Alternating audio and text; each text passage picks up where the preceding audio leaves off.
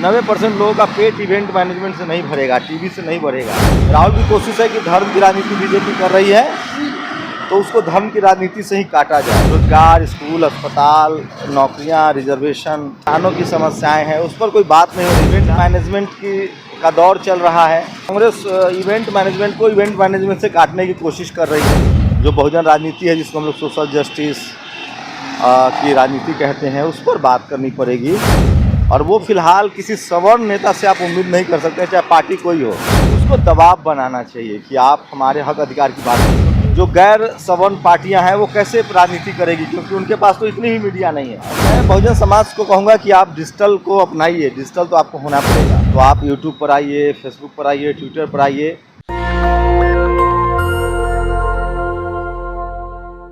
नमस्कार, मैं निधि रतन इस समय मौजूद है दिल्ली, और दिल्ली से भारत जोड़ो यात्रा शुरू हो चुकी है। हमने भी कवर की, और राहुल गांधी जो है भारत जोड़ो यात्रा में एक्साइटेड होकर यहाँ से युवाओं के साथ भारत जोड़ो यात्रा शुरू की। मेरे साथ है शंभू कुमार सिंह, उनसे जानेंगे कि भारत जोड़ो यात्रा को वो कैसे देखते हैं। सर, भारत जोड़ो यात्रा को आप कैसे देखते हैं? पॉलिटिकल इवेंट है, हर पार्टी करती है, करना चाहिए हर पार्टी को।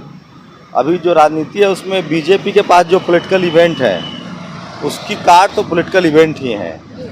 लेकिन जो राहुल की यात्रा है, मैंने देखा वो मंदिर जा रहे हैं, वही सबर उनके साथ है नहीं। और SC ST OBC माइनॉरिटी के हक, रोजगार, रिजर्वेशन, कॉलेजियम सिस्टम, प्राइवेटाइजेशन, इन सब मुद्दों पर वो बात ही नहीं कर रहे हैं। तो बहुजनों का क्या फ़ायदा होगा, मैं ये सोचता हूँ। राहुल की कोशिश है कि धर्म की राजनीति बीजेपी कर रही है, तो उसको धर्म की राजनीति से ही काटा जाए। लेकिन सर, धर्म की राजनीति की अगर बात करें तो मोदी सरकार जो है वो मंदिर बनाकर राजनीति करती है।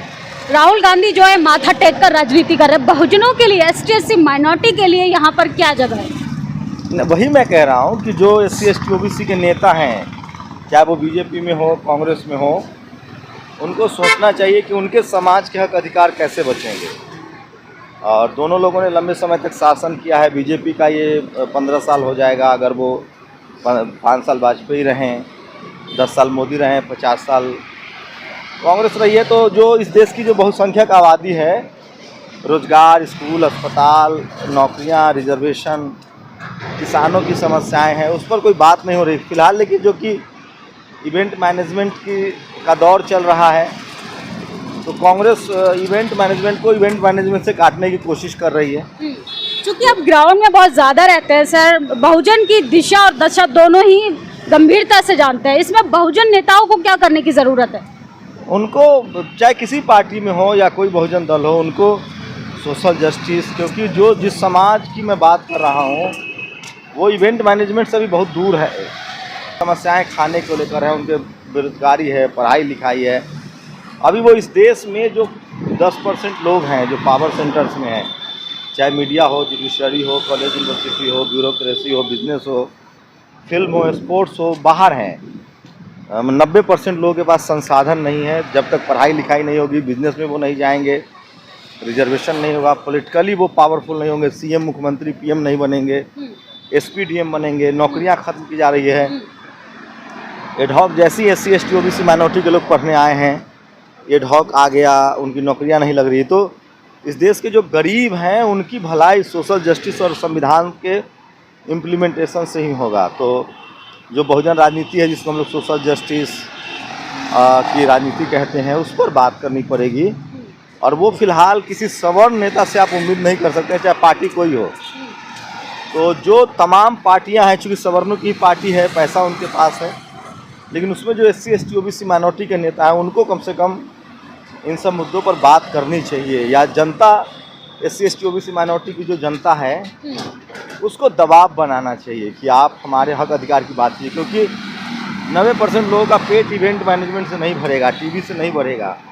यहाँ तक कि वो यूट्यूब पर वीडियो नहीं डाल सकते हैं। जो नया जो प्रोफेशन है उसमें भी नहीं आ सकते हैं, क्योंकि उनको मजदूरी में लगाए रखा है। उनके पास एजुकेशन नहीं है, मजदूर हैं, उनके सोचने की शक्ति उनको ख़त्म कर दी गई है। पीढ़ी दर पीढ़ी गरीब लाचार हैं। उसका एक ही विकल्प है सोशल जस्टिस। और तमाम जो कम से कम SC ST OBC माइनॉरिटी और किसान नेता हैं, किसान कम्युनिटी के लोग हैं, चाहे वो डॉक्टर हो, इंजीनियर हो, नेता हो, अधिकारी हो, सोशल एक्टिविस्ट हो, उनको सोशल जस्टिस की बात करनी चाहिए। ताकि सबको भागीदारी मिले। मीडिया फैक्ट को कैसे देखते हैं सर? बहुजन समाज की बात करें, युवा जो है, मैं अभी देख रहा था कांग्रेस के साथ मीडिया थोड़ा बहुत वापसी कर रही है, तो सोचिए कि इस देश में जो गैर सवर्ण पार्टियां हैं वो कैसे राजनीति करेगी, क्योंकि उनके पास तो इतनी ही मीडिया नहीं है। जब मीडिया बीजेपी कांग्रेस को बाइकआउट कर सकती है, तो सोचिए कि Sapa, Basapa, RJD, JMM, DMK खास तो खैर अपनी मीडिया है। तो इन लोगों को कम्युनिकेशन खड़ा करना पड़ेगा, क्योंकि जिस तरह की राजनीति हो रही है, जिस तरह की मार्केटिंग है, इवेंट मैनेजमेंट है, जिस तरह का पैसा लगाया जा रहा है, तो तमाम बहुजन लीडरशिप वाली पार्टियों को, बहुजन समाज को पत्रकार भी बनने पड़ेंगे, उनको संसाधन भी जुटाना पड़ेगा और कम से कम सोशल मीडिया पर तो रिप्रेजेंटेशन बढ़ाना ही पड़ेगा। आखिरी बात, हमारे दर्शकों को क्या कहेंगे? आप मीडिया के छात्र हैं, तो मीडिया के संदर्भ में क्या कहेंगे? मैं बहुजन समाज को कहूँगा कि आप डिजिटल को अपनाइए। डिजिटल तो आपको होना पड़ेगा। बाबा साहब ने अखबार शुरू किया था, मान्यवर साहब चाहते थे, तो आप यूट्यूब पर आइए, फेसबुक पर आइए, ट्विटर पर आइए। और ये जॉब का हिस्सा भी है। जो बच्चे आपके पढ़ लिख रहे हैं उनको टेक्नो सेवी भी होना पड़ेगा। लोग ब्लॉग्स बना के पैसे कमा रहे हैं। जो बहुजन समाज के जो इंटेलेक्चुअल्स हैं, चाहे वो अधिकारी हों, कर्मचारी हो, पढ़े लिखे लोग हों, उनको सोशल आइडियोलॉजी के बारे में लोगों को बताना पड़ेगा, क्योंकि किताबों में पढ़ाया नहीं जा रहा है। अब जैसे आज माता सावित्रीबाई फुले का जन्मदिन है, तो इस पर चर्चा होनी चाहिए, बात होनी चाहिए। तो धीरे धीरे बात करनी पड़ेगी और बढ़ भी रही है, लेकिन ज़रूरत है कि हज़ारों की संख्या में लोग आए, लाखों की संख्या में आए, करोड़ों की संख्या में आए, तभी जो उनके हक अधिकार हैं, जो उनके मुद्दे हैं, उस पर बात हो सकेगी। तो ये थे शंभू कुमार सिंह। हमने वो तस्वीरें आपको दिखाई जो कैमरे के पीछे वॉक करते हुए भी वो अपने समाज के बारे में सोचते हैं। उनके जहन में हमेशा सोशल जस्टिस रहता है।